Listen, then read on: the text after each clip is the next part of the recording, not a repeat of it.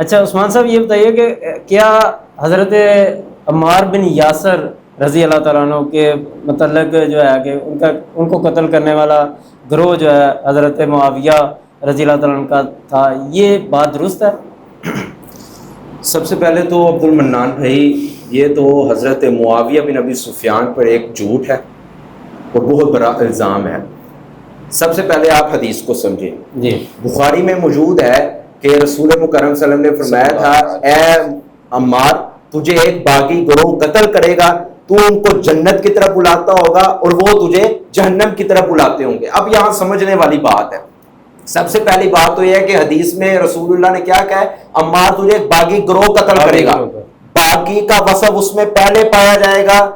قتل کا بعد میں پایا جائے گا۔ جی، یہ بھائی غلطی کہاں کرتے ہیں، قتل پہلے تلاش کرتے ہیں، بغاوت کا فتویٰ بعد میں لگاتے ہیں، حالانکہ بغاوت پہلے موجود ہے۔ اور میں یہاں رک کر یہ بات کرنا چاہوں گا کہ اگر سیدنا معاویہ بن ابی سفیان کا گروہ باغی گروہ ہوتا تو سیدنا حسن رضی اللہ تعالیٰ کو رسول اللہ نے کیا کہا تھا کہ یہ میرا سردار بیٹا دو عظیمتین فئتین من المسلمین، دو عظیم مسلمانوں جماعتوں کے درمیان صلح کروائے گا،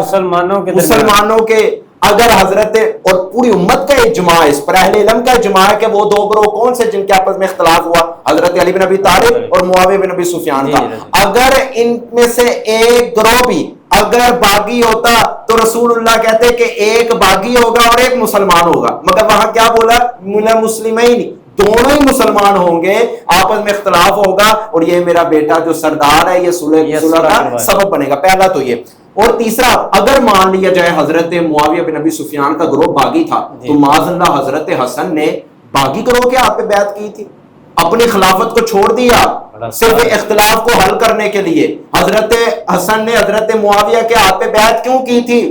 حالانکہ وہ باغی گروہ تھا۔ اگر مان بھی لیا جائے اگر مان بھی لیا جائے معاویہ رضی اللہ باغی گروہ تھا اور ان کے جو آئیڈیا اور جو لیڈر وہ معاویہ رضی اللہ تھے باغی گروہ کے، تو سیدنا حسین 20 سال کا عرصہ سیدنا معاویہ کے تحت کام کرتے رہے ہیں، تو کیا معاذ اللہ باغی گروہ کے اندر کام کرتے ہیں؟ انہوں نے بھی بیعت کی نا، سیدنا حسین رضی اللہ عنہ نے بھی اپنے بھائی کو بلایا،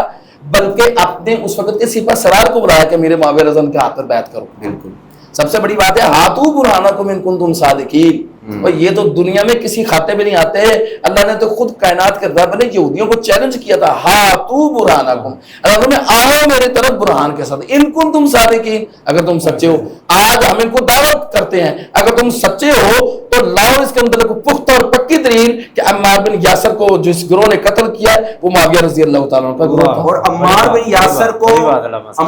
یاسر کو قتل کرنے والا گروہ وہ بھی روایات کے اندر موجود ہے، وہ اشترا اور نخی وغیرہ جو قاتلین عثمان تھے، باغی وہ حضرت عثمان غنی رضی جنہوں نے حضرت عثمان کو قتل کی شہید کیا تھا، اس گروہ نے حضرت معاویہ حضرت عمار بن یاسر کو قتل کیا تھا، کیونکہ ان کے اندر بغاوت کا وصف پایا جاتا تھا پہلے سے ہی۔ حضرت معاویہ تو وہ ہے کہ جن کے بارے رسول اللہ نے الفاظ بولے تھے، اللہم اجعلہ ہادیا مہدیا، اللہ یہ جو میرا معاویہ ہے اللہ اس کو ہدایت والا بھی بنائے اور ہدایت یافتہ بھی بنا دے، اور جن کے بارے تو صحابہ کرام کی زبان سے نکلتا ہے کہ معاویہ سے بڑھ کے کوئی سخی نہیں ہے رسول اللہ کے بعد، تو معاذ اللہ اس کو عمار بن یاسر کی روایات کے اندر آڑ میں آ کے معاویہ رضی اللہ کو باغی گروہ کہا گیا، تو یہ باطل ہے اور یہ چورن بیچنے والا معاملہ ہے، صرف اپنے مذہب کو باطل کی بنیاد پر کھڑا کیا گیا ہے کہ جس کی کوئی روایات سکہ ثبوت سے پہنچتی ہے۔